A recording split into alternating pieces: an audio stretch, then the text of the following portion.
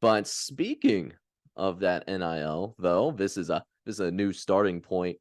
Some of you guys did send me some questions and wanted to, hear my thoughts in regards to what I thought was going to happen for a couple of things that are happening. You guys sent me some pretty good questions. Those of you that are OGs to this particular channel, and I really again do appreciate that from the very bottom of my heart. I truly do. It really does mean a lot to me.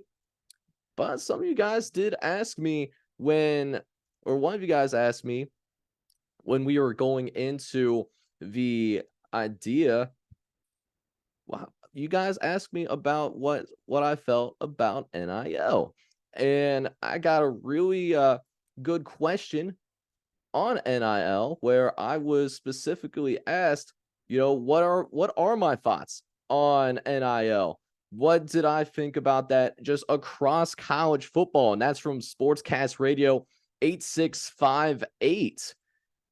And here's what I felt about NIL since it originally did come into effect. I do think that long term, I really do think that NIL is going to help in the long run in terms of creating parity in college sports. I really do think so, especially when you get to the point where coaches do have a good idea of how to utilize NIL. We are already seeing that at places like Ole Miss. Ole Miss is a perfect example of what can happen when you do end up seeing NIL being utilized properly.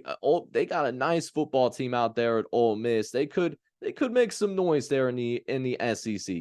They got some questions that they need to answer, but Lane Kiffin's doing a very good job. He's a front runner, an innovator when it comes to utilizing the NIL.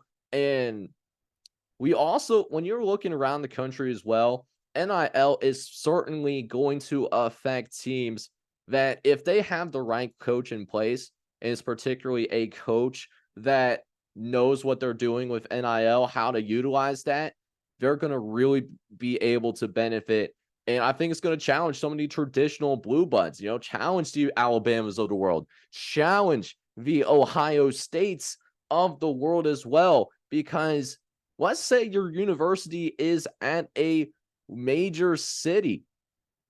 There's a lot of resources in those major cities, a lot of people, and certainly a lot of alumni maybe in those areas that would really like to see their hometown college teams be successful. I mean, just going across the continental United States for just a few examples, starting on the West Coast, starting with the obvious. I mean, LA, you got Hollywood, you got Beverly Hills, you got all the bright lights that LA provides.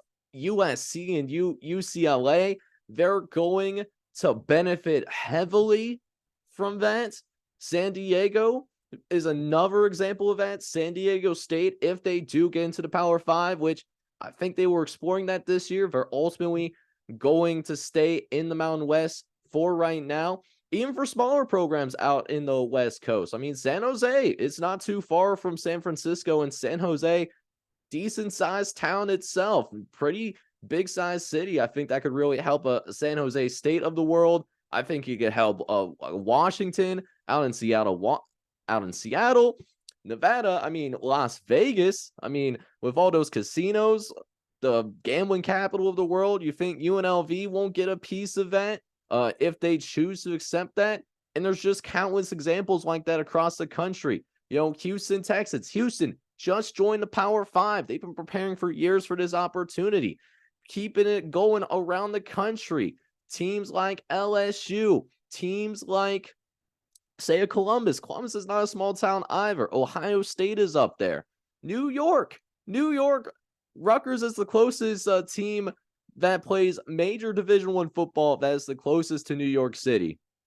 You think the financial capital of the world, you think there isn't any interest of Rutgers being good out there in any college sports? Same thing with Boston College.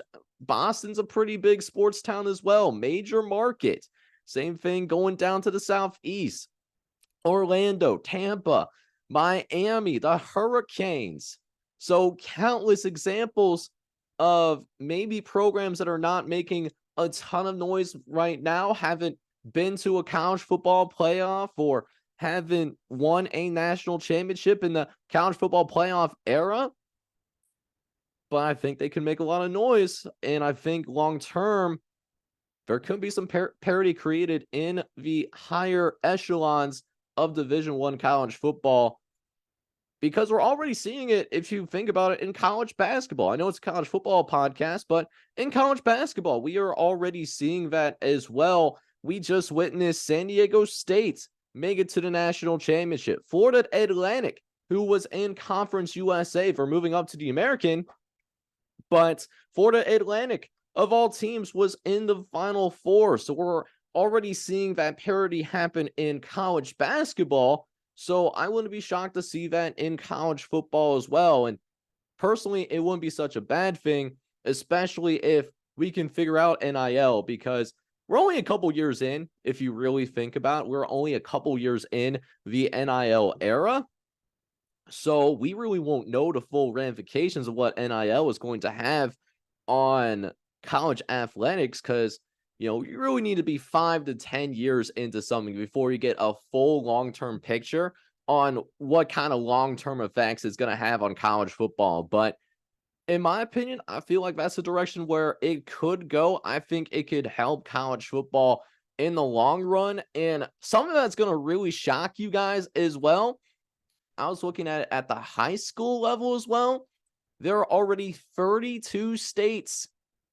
Yes, you heard that correctly. 32 states that have laws that permit the allowing of high school student athletes to profit from NIL. So if you think it's a kind of controversial thing at the college level, it's not a matter of if that will trickle down to high school athletics. It's already happening in many states at the high school level. Even my home state of Ohio is having it under consideration right now.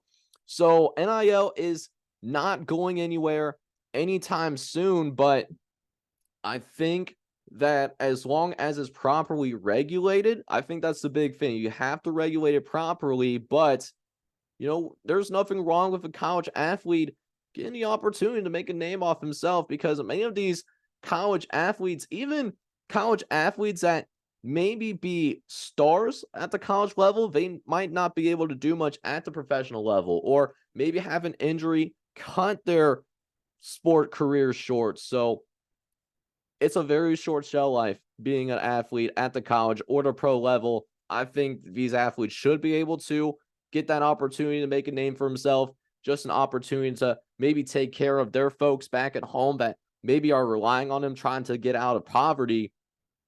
But I do think NIL is going to help college football in the long term, especially in terms of that parity.